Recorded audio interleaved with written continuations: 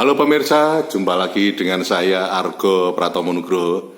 Kali ini saya sengaja khusus hadir ke ruang handphone dan smart televisi Anda karena saya secara spesial juga menemui kawan lama yang sekaligus juga seorang advokat senior, Mas Muhammad Iqbal, SH, M.Hum. Karena saya mengenal beliau ini sudah puluhan tahun, mungkin sekitar 40-an tahun ini. Selamat berjumpa Mas Iqbal. Ya, selamat pagi, assalamualaikum. Waalaikumsalam warahmatullahi wabarakatuh. Ya. Mas Iqbal, ini terus terang akhir-akhir ini saya cukup gelisah ya, melihat konstelasi yang dunia keadilan di Indonesia. Ya. Karena saya melihat trias politika kita ini kelihatan cukup jomplang ini. Bahkan di kalangan masyarakat kecil pun juga kalau kita ngelihat di media sosial itu kan banyak ketimpangan-ketimpangan yang ada ini.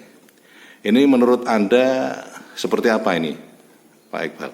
Ya, jadi gini ya, secara teoritis dalam ketatanegaraan dan hukum teori kenegaraan, Montesquieu itu kan menciptakan satu keseimbangan pemerintahan. Ada eksekutif, ada legislatif, ada yudikatif. Nah, kalau ini seiring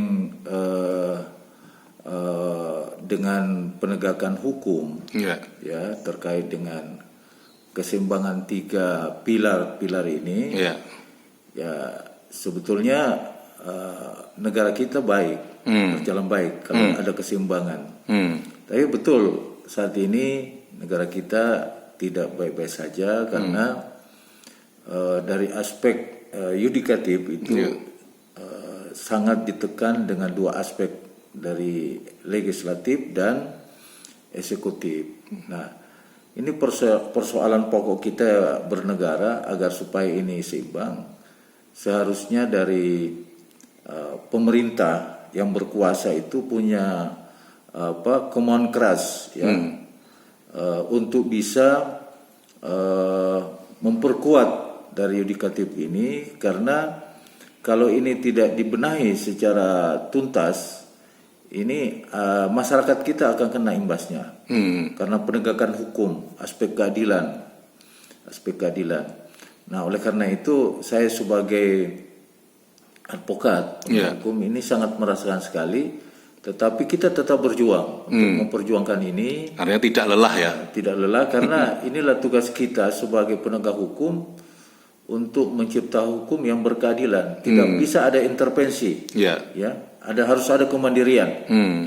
Kemandirian. Jadi ujung-ujungnya kan rekan-rekan kita di Mahkamah Agung ini, sepanjang mana penegak hukum, putusan-putusan pengadilan yang memang berkeadilan, tidak boleh ada intervensi politik, tidak bisa ada intervensi yang lain untuk kepentingan pribadi, sehingga masyarakat sangat terlindungi, termasuk kita pengacara ini, advokat ini, dalam membela klien kita. Di situ poin pokoknya bahwa kita tetap memperjuangkan keadilan dan kebenaran masyarakat.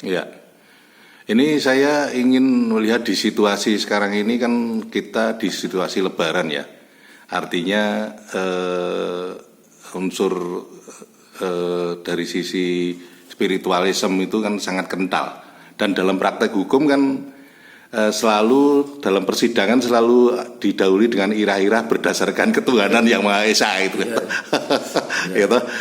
Apalagi dalam putusannya selalu anunya seperti itu. Tapi seakan-akan kesannya selama ini banyak putusan-putusan yang kelihatannya tidak sesuai dengan apa yang diucapkan itu. Itu menurut Anda seperti apa, Pak Iqbal? Ya, jadi begini, itu yang saya katakan tadi, sehingga yang pokok ini adalah teman-teman penegak hukum lain, utamanya hakim ini, harus juga mampu untuk membentuk integritas moral pada dirinya.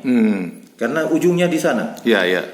kita hakim, kita pengacara, kemudian jaksa, kemudian hakim, itu juga bagian daripada hukum. Jadi kalau termasuk polisi ya tentu saja. Polisi tentu saja, yang awalnya kalau di aspek pidana. Nah, oleh karena itu putusan-putusan yang mempunyai ira-ira ketuhanan yang berdasarkan ketuhanan yang Maha Esa adalah jangan hanya level saja, ya level saja, tetapi betul-betul ditegakkan dalam rangka untuk bisa menegakkan keadilan kebenaran itu berdasarkan hukum sudah barang tentu. Nah, itulah yang saya katakan tidak boleh ada intervensi. Jadi selama ini kita lihat dalam praktek keseharian kita ada juga hakim yang baik, ya. Dia juga yang baik, tidak mau diintervensi, dan sudah barang tentu itu yang kita harapkan, karena disitulah poinnya hukum. Hukum yang berkeadilan dan mempunyai nilai-nilai spiritual.